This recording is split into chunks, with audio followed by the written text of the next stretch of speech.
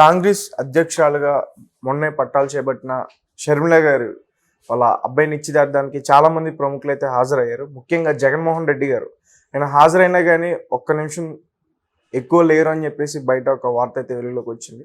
అది ఎంతవరకు వాస్తవం? ఆయనకు అవమానం జరిగిందని షర్మిల అసలు పట్టించుకోలేదని, మామూలుగా ఎవరైనా చీఫ్ గెస్ట్ వచ్చినప్పుడు ఆమె వెళ్ళి ఆహ్వానిస్తుంది. అలాంటిది ఆమె అసలు రాలేదు దగ్గరకు కూడా. అతనే వెళ్ళి అందరినీ పలకరించి ఫోటోలు దిగడానికి నిలబడి ఫోటోలు రమ్మని షర్మిలను అనిల్ కుమార్ని పిలిస్తే కూడా వాళ్ళు 2 సార్లు రాలేదు. 3వ సార్లు పిలిచినాక అప్పుడు విజయమ్మ పిలిచిన తర్వాతే వచ్చారు. అది కూడా వచ్చి విజయమ్మ సైడ్లో విజయమ్మ పక్కన నిలబడ్డారు తప్ప దగ్గరికి వెళ్ళలేదు అనే ఒక వార్త ప్రముఖంగా దాదాపు అన్ని పత్రికల్లో, అంటే తెలుగుదేశాన్ని సపోర్ట్ చేసే పత్రికలు అన్నిట్లో కూడా ఈ వార్త వచ్చింది. ఇంకా సహజంగా సాక్షిలో కానీ వైసీపీ సపోర్ట్ చేసే వాటిలో రాలేదు. అంత బాగా జరిగినట్టుగా వచ్చింది. సో మనం ఆ వీడియో చూసిన ఫోటోలు చూసినా కూడా, ఈవెన్ సాక్షి రిలీజ్ చేసిన ఫోటోలు కానీ వీడియో చూసినా కూడా క్లియర్గా అంత మంచి సంబంధాలు అయితే లేనట్టుగానే అర్థమవుతుంది మనకి. ఎందుకంటే ఆమె చాలా మామూలుగా అయితే జగన్ మేనమామ, యాక్చువల్గా పెళ్ళికొడుకు మేనమామ. సో జనరల్గా మనకి పెళ్ళికొడుకు మేనమామ అంటే చాలా ఇంపార్టెన్స్ ఉంటుంది. రెండోది తనకు కూడా బాధ్యత కూడా ఉంటుంది. మేనల్లుడి పెళ్ళి అవేమీ కనబడలేదు. ఏదో అంటే రాకపోతే బాగుండదు అన్నట్టుగా వచ్చినట్టుగా కనిపిస్తుంది. ఆ తర్వాత ఫోటో దిగిన తర్వాత విజయమ్మని హగ్ చేసుకొని, ఆ తర్వాత ఈమెను షర్మిలతో కూడా దగ్గరికి తీసుకొని ఫోటోల కోసమే చేసినట్టుగా ఉంది తప్ప ఒక నేచురల్గా ఒక సహజంగా అయితే కనబడలేదు. రెండోది మామూలుగా అయితే మేనమామ స్థాయిలో ఉన్న వ్యక్తి కనీసం కాసేపు అక్కడ ఉంటారు, ఉండి తను ఇతరులను ఆహ్వానించడం, తను బాధ్యత తీసుకోవడం ఇలాగా ఉంటుంది. అదేమి లేకుండా తను కూడా ఒక గెస్ట్ లాగా వచ్చి 1 మినిట్ కూడా లేకుండా వెళ్ళిపోయాడనేది చెప్తున్నారు. రెండవది పవన్ కళ్యాణ్ వచ్చినప్పుడు ఈమె వెళ్ళి సాధారణంగా ఆహ్వానించడం, ఈ ఫోటోలు కూడా బయటకు వచ్చాయి. మిగతావి అందరివి రాలేదు. సో పవన్ కళ్యాణ్ని జగన్ని కంపేర్ చేస్తూ చాలామంది ట్వీట్లు చేశారు, మాట్లాడుతున్నారు, న్యూస్ రాశారు. మామూలుగా ఇదేం కొత్త విషయం కాదు, మనకి ఆల్రెడీ తెలుసు వాళ్ళిద్దరి మధ్య టర్మ్స్ బాగాలేవని. అది ఇంకొకసారి ఇక్కడ రిఫ్లెక్ట్ అయింది. అంతకంటే దీంట్లో ఆయనకి జరిగిన అవమానమో లేకపోతే ఇంకోటో ఏమీ లేదు. తను వచ్చాడు, తను పలకరించాడు, సో వాళ్ళతో మాట్లాడాడు, ఫోటో దిగాడు, వెళ్ళిపోయాడు. సో ఇది ఎంత మోసం చేసుంటే ఇంత అవమానంగా బిహేవ్ చేస్తారు నిన్ను అని ఒక పత్రిక రాసింది. అది తెలియదు మనకు వాళ్ళిద్దరి మధ్య ఏం జరిగింది, ఆ అమ్మాయిని ఇతను ఏం చేశాడు, ఇతను ఏం అన్యాయం చేశాడు ఏంటనేది ఆమె చెప్తే తప్ప మనకు బయట ఊహించదే. ఇది ఆమెకు ఆస్తి ఇవ్వలేదు, అధికారం ఇవ్వలేదు. చాలాసార్లు ఏమవుతుందంటే ఫ్యామిలీలో ఇప్పుడు వైఎస్ఆర్ ఉన్నప్పుడు కూడా భార్యని కానీ పిల్లల్ని కానీ రాజకీయాల్లోకి ఎక్కడా దించలేదు. అంటే కొంతమంది ఏమనుకుంటారంటే ఎవరికి ఏ పదవులు ఇవ్వాలి, ఎవరికి ఇవ్వకూడదు అనేది వాళ్ళకి ఒక విచక్షణ ఉంటుంది.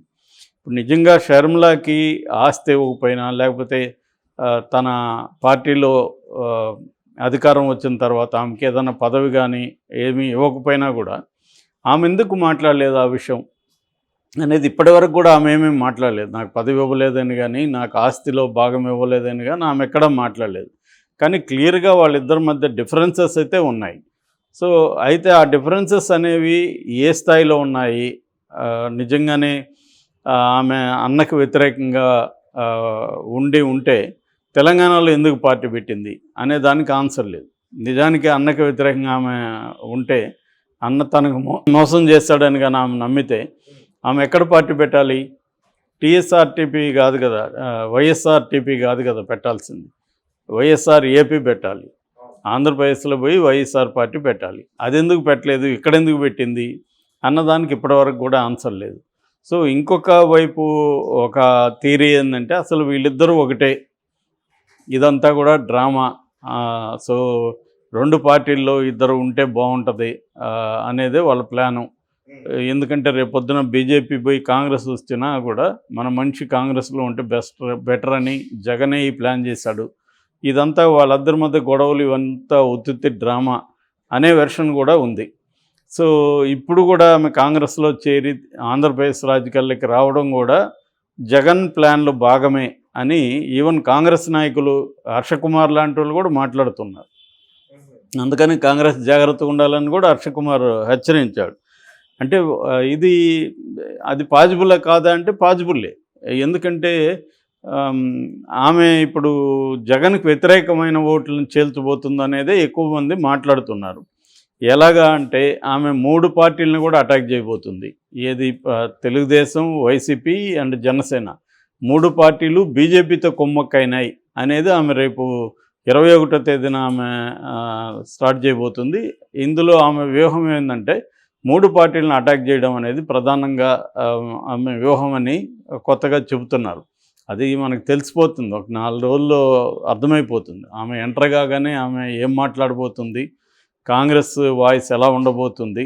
ఏదేమైనా ఆమె అయితే కాంగ్రెస్ వాయిసే మాట్లాడాలి. ఎందుకంటే కాంగ్రెస్ పార్టీలో ఇండివిజువల్గా కాంగ్రెస్ పార్టీకి ఒక పాలసీ ఉన్నప్పుడు దానికి భిన్నంగా రాష్ట్ర నాయకులు మాట్లాడే పరిస్థితి కాంగ్రెస్లో ఉండదు. కాబట్టి కాంగ్రెస్ ఏ పాలసీని అయితే పెట్టుకుంటుందో ఆ పాలసీని ముందుకు తీసుకెళ్లాల్సి ఉంటుంది. సో ఆ పాలసీలో భాగంగా ఆమె ఏం చేయాలి? సో తనకి ప్రత్యర్థులుగా ఉన్న అన్ని పార్టీలని విమర్శిస్తే కానీ కాంగ్రెస్కి బలం రాదు. ఏ పార్టీని ఇప్పుడు తెలుగుదేశాన్ని సపోర్ట్ చేసినా, జనసేనను చేసినా కూడా ఆమెకి బలం తగ్గిపోతుంది. అక్కడ ఖచ్చితంగా ఆమె ఉనికి కాపాడుకోవాలంటే స్ట్రాటజీ ఏముండాలి? ఖచ్చితంగా ఇప్పుడున్న పార్టీలన్నీ వేస్ట్, కాంగ్రెసే ఆల్టర్నేటివ్ అన్న నెరేటివ్నే ఆమె తీసుకెళ్ళాలి. సో ఆ క్రమంలో ఆమె జగన్ను కూడా విమర్శిస్తుంది ఖచ్చితంగా. కాకపోతే జగన్ ఏ స్థాయిలో విమర్శిస్తుందో ఒక పొలిటికల్ పార్టీగానే విమర్శించే అవకాశం మనకు ఎక్కువగా ఉంది. అంతేగాని తనకు పర్సనల్గా జగన్ అన్యాయం చేశాడనో అది చెప్తే అది కూడా ప్రాబ్లం అవుతుంది ఆమెకు. అంటే నీకు అన్యాయం జరిగింది కాబట్టి నువ్వు వస్తున్నావు, సరే మంచిదే, కానీ కాంగ్రెస్కి మేము ఎందుకు ఓటేయాలనే దానికి ఆన్సర్ ఏమి ఉండదు అక్కడ. కాబట్టి ఏంటంటే ఆమె స్ట్రాటజీ ఆంధ్రప్రదేశ్లో ఎలా ఉండబోతుంది అనే దానికి ఆల్రెడీ మనకు కొన్ని సిగ్నల్స్ వస్తున్నాయి. అదేంటంటే బీజేపీని ఆమె మెయిన్గా టార్గెట్ చేస్తుంది. బీజేపీతో ఈ 3 పార్టీలు కుమ్మక్క అయిపోయినాయి. అందువల్ల రాష్ట్ర ప్రయోజనాలు ఏవి కూడా ఇప్పటివరకు నెరవేరలేదు. సో రాష్ట్రాన్ని విభజించినప్పుడు కాంగ్రెస్ అనేక హామీలు ఇచ్చింది, దానంతా కూడా బీజేపీ అమలు చేయలేదు. చేయకపోయినా కూడా బీజేపీని ఈ 3 పార్టీలు ప్రశ్నించలేదు. ఇటు పోలవరం కంప్లీట్ కాకపోయినా, ఇటు విశాఖ ఉక్కును అమ్మేస్తున్నా, రైల్వే జోన్ రాకపోయినా, రాజధాని క్లియర్గా లేకపోయినా ఈ 3 పార్టీలు కూడా కుమ్మక్క అయిపోయినాయి. ప్రత్యేక హోదా కోసం కూడా ఈ 3 పార్టీలు ఏమీ పోరాడలేదు. కాబట్టి కాంగ్రెసే ప్రత్యామ్నాయం, కాంగ్రెసే బీజేపీతో ఫైట్ చేయగలుగుతుంది. దేశవ్యాప్తంగా కూడా కాంగ్రెస్ ఒకటే బలంగా బీజేపీతో ఫైట్ చేస్తుంది ఇండియా కూటమిలో భాగంగా అన్న నెరేటివ్ని ఆమె తీసుకెళ్ళాలి. అప్పుడే కాంగ్రెస్కి ఆంధ్రప్రదేశ్లో ఉనికి ఏర్పడే అవకాశం ఉంటుంది. అంతేగాని రేపొద్దున ఆమె ఓన్లీ జగన్ని టార్గెట్ చేసినా కూడా ఇబ్బందే.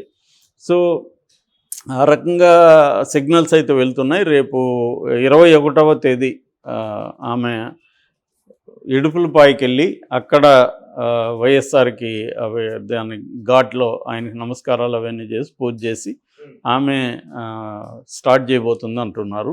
దాన్ని ఒక పెద్ద బల ప్రదర్శనగా, అంటే స్టార్టింగే చాలా పెద్ద బల ప్రదర్శన కోసం కూడా ఈరోజు కాంగ్రెస్ నాయకులతో తన వైఎస్ఆర్ అభిమానులతో ఆమె సమావేశాలు నిర్వహిస్తూ ఉన్నారు ఈరోజు. సో ఇది ఎల్లుండి అక్కడ స్టార్ట్ అవుతుంది. దీనికి ముఖ్య అతిథిగా మాణిక్య ఠాకూర్ ఇన్ఛార్జ్ ఆంధ్రప్రదేశ్ ఆయన వస్తున్నారు.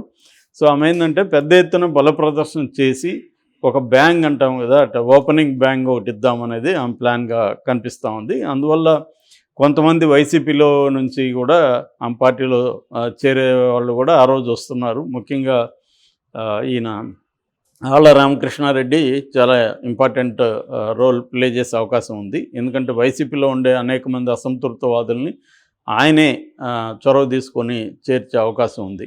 సో అందులో కాపు రామచంద్రారెడ్డి ఆల్రెడీ రాయదుర్గం ఎమ్మెల్యేగా ఉండి ఆయనకి టికెట్ ఇవ్వలేదు జగన్.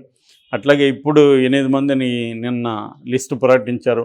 అందులో కూడా 5 మందికి సీట్లు ఇవ్వలేదు, ఇంక్లూడింగ్ జొన్నలగడ్డ పద్మావతి. సో ఇలాంటి వాళ్ళందరూ కూడా కాంగ్రెస్లకు వచ్చే అవకాశం ఉంది.